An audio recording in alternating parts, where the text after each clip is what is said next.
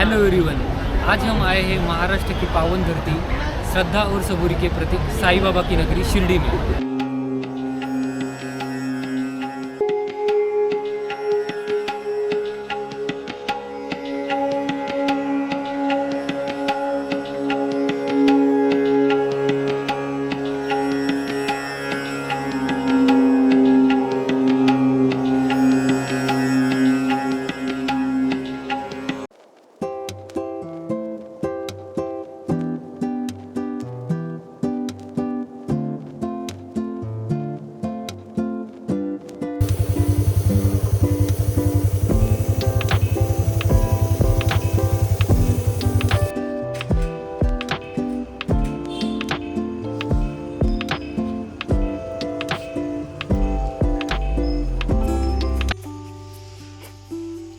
ओम साई राम। आज की इस पवित्र यात्रा में हम आपको लेकर चल रहे हैं साईं बाबा की नगरी शिरडी में, जहाँ हर कदम पर श्रद्धा है, हर सांस में विश्वास है। तो चलिए शुरू करते हैं ये आध्यात्मिक सफर साईं बाबा के आशीर्वाद के साथ। अगर आप शांति, आस्था और साईं बाबा के आशीर्वाद को महसूस करना चाहते हैं तो ये शिरडी व्लॉग आपके लिए है। वीडियो को अंत तक जरूर देखिए और साईं बाबा का नाम दिल में रखिए।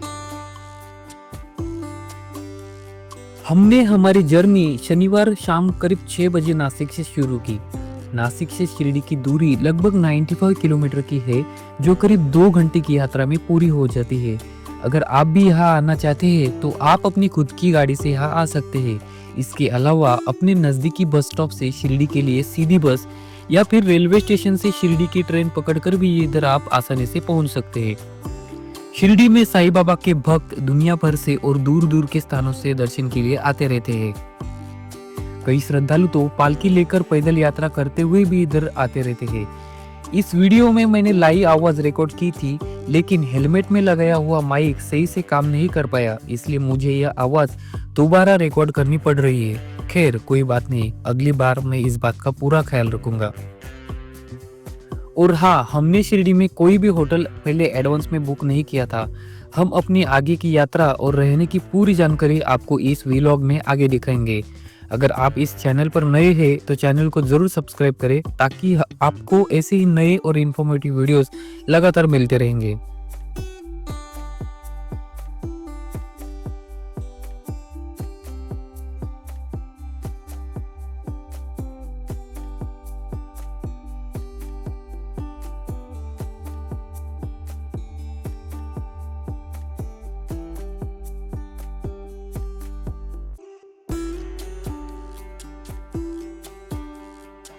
दरअसल आज मुझे ऑफिस भी जाना पड़ा, इसी वजह से निकलने में थोड़ी देरी हो गई।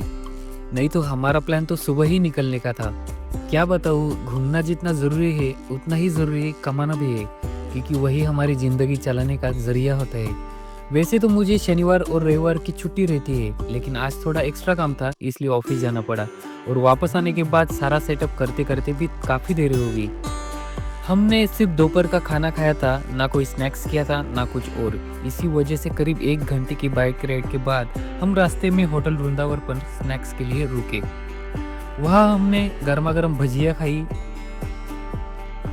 और फिर दोबारा शिरडी की ओर हम रवाना हो गए। वैसे शिरडी जाने वाला हाईवे काफ़ी शानदार और बहुत ही बढ़िया है।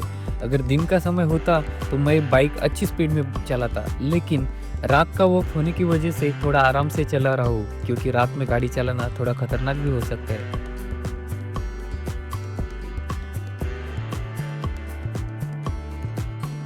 रात भी एक अजीब चीज होती है। किसी के लिए ये सोने के लिए कम पड़ जाती है, तो किसी के लिए मेहनत करने के लिए। और सफलता भी कुछ ऐसी ही होती है, जो लोग दिन और रात को एक कर देते हैं, सफलता आखिरकार उन्हीं के हाथों में आती है।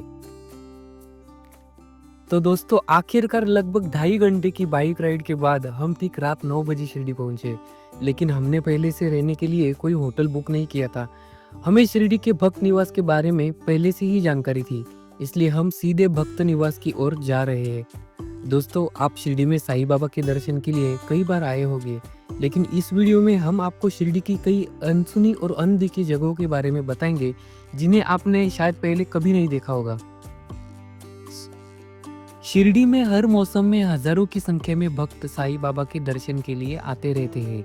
लेकिन इतनी भीड़ के बावजूद शिरडी के भक्त निवासों में ठहरने की अच्छी व्यवस्था हमेशा रहती है।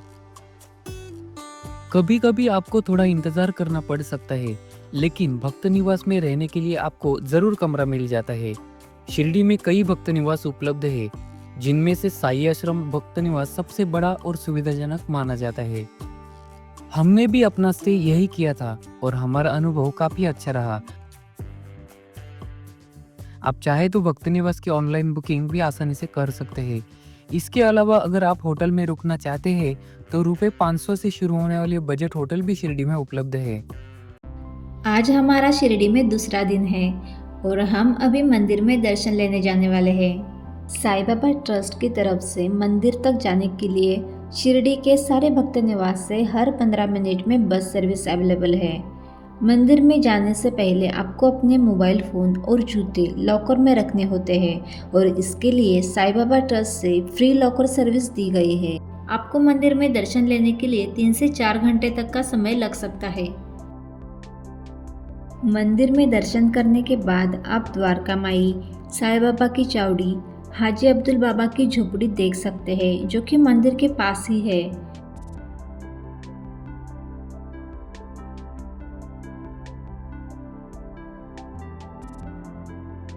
साईं बाबा ने अपना अधिकांश जीवन द्वारका माई में ही बिताया।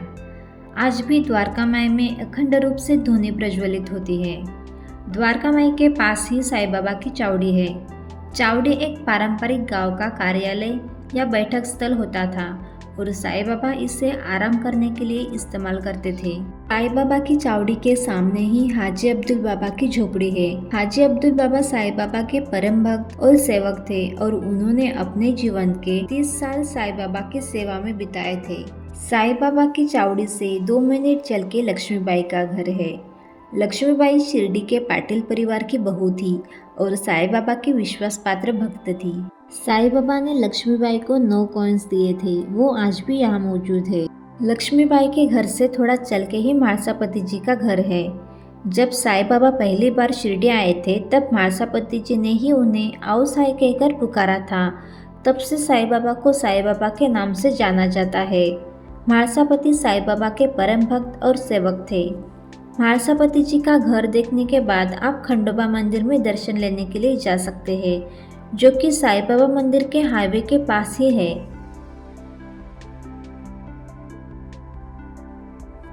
यह खंडोबा मंदिर 300 साल पुराना है और म्हाळसापति जी इस मंदिर के पुजारी थे।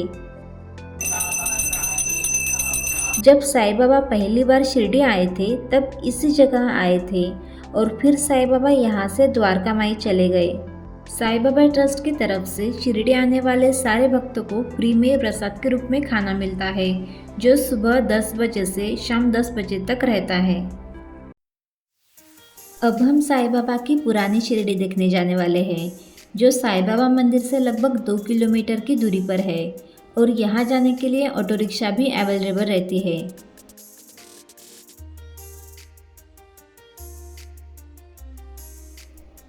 साईं बाबा की पुरानी शिरडी में आप साईं बाबा किस प्रकार अपना जीवन व्यतीत करते थे, उस समय के लोगों की जीवन शैली कैसी थी तथा एडवेंचरस एक्टिविटीज़, मैजिक शो, ये सारी चीज़ें देखने को मिलेगी।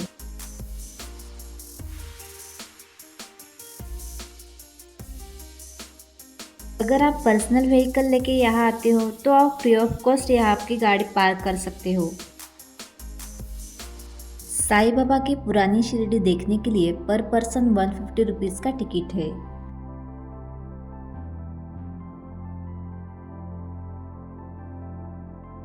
इस दृश्य में दिखाया गया है कि साईं बाबा जब पहली बार शिरडी आए थे तब खंडोबा मंदिर में आए थे और म्हाळसापति जी खंडोबा मंदिर के पुजारी थे। तब उन्होंने साईं बाबा को आओ साईं कह के पुकारा था। इस दृश्य में एक भिक्षु भिक्षा मांगने के लिए आया है, जिन्हें मराठी में वासुदेव कहा जाता है। यह परंपरा महाराष्ट्र की लोक संस्कृति और भक्ति का अहम हिस्सा है।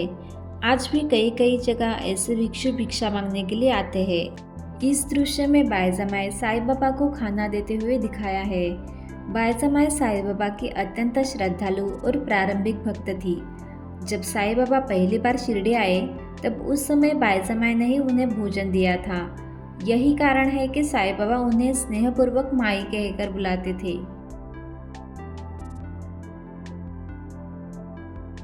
ये भाऊ महाराज कुंभार है जो साईं बाबा के प्रारंभिक भक्तों में गिने जाते हैं।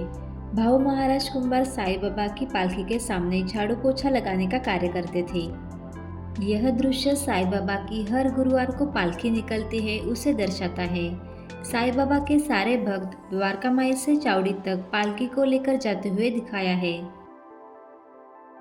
यहाँ पर खंडोबा मंदिर और जागरण सोहळा को दर्शाया है। यहाँ पर एक लोहार काम करते हुए दिखाया है और तभी एक छोटा बच्चा गलती से आग की भट्टी में गिर गया था और उसी समय साईं बाबा द्वारका माई में धुनी के पास बैठे थे। तब साईं बाबा ने जलती धुनी में हाथ डालकर बच्चे को बचाया था। जब साईं बाबा 16 वर्ष की आयु में पहली बार शिरडी आए थे तब उनके कहने पर मंदिर के पास जो नीम का पेड़ है उसके नीचे खुदाई की, तब 4 जलते हुए दिए दिखाई दिए। उसी कथा को यहाँ दर्शाया है। जरूरत पड़ने पर साईं बाबा गांव के लोगों की सेवा करते हुए यहाँ दिखाया है।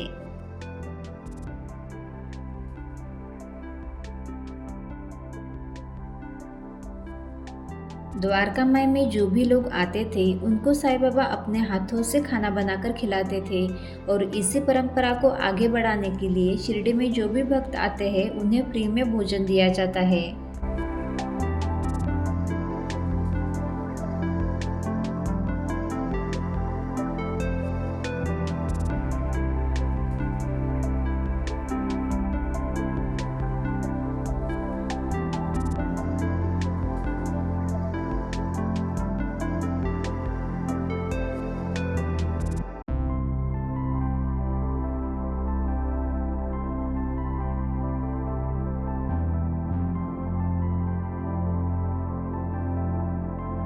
साईं बाबा की पुरानी शिरडी देखने के बाद आप मोनोरेल, मैजिक शो ये चीजें एंजॉय कर सकते हैं।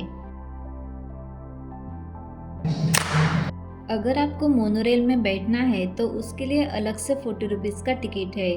साई हेरिटेज विलेज में फोटोशूट के लिए भी पॉइंट्स बनाए गए हैं। तो दोस्तों, मुझे उम्मीद है कि आप सभी मेरा शिरडी का व्लॉग खूब एंजॉय कर रहे होंगे। तो इस महीने की गिव अवे कॉन्टेस्ट का सवाल यह है कि जब साईं बाबा पहली बार शिरडी आए थे तो वे शिरडी की किस जगह पर पहले गए थे। आप अपना जवाब कमेंट सेक्शन में ज़रूर बताइए। तो दोस्तों, हमें उम्मीद है कि आपको हमारा शिरडी व्लॉग ज़रूर पसंद आया होगा। कृपया कमेंट करके हमें बताइए कि यह व्लॉग आपको कैसा लगा।